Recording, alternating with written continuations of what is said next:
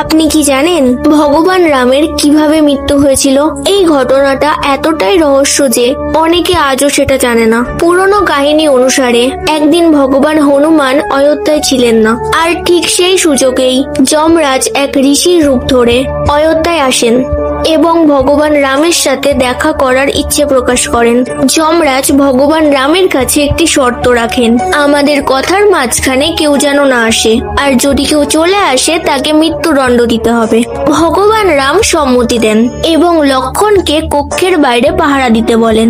এরপরে যমরাজ তার আসল রূপে এসে জানান, প্রভু, আপনার পৃথিবীতে থাকার সময় শেষ হয়ে এসেছে, এখন আপনার স্বর্গীয় লোকে ফিরে যাওয়ার সময় এসেছে। ঠিক তখনই ঋষি দুর্বাসা ভগবান রামের মহলে আসেন তার সাথে দেখা করতে।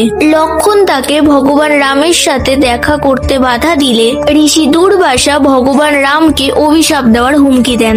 লক্ষণ ভয় পেয়ে বাধ্য হয়ে ঋষি দুর্বাসাকে ভেতরে যাওয়ার অনুমতি দেন, কিন্তু তাতে রামের দেওয়া শর্ত ভঙ্গ হয়ে যায়।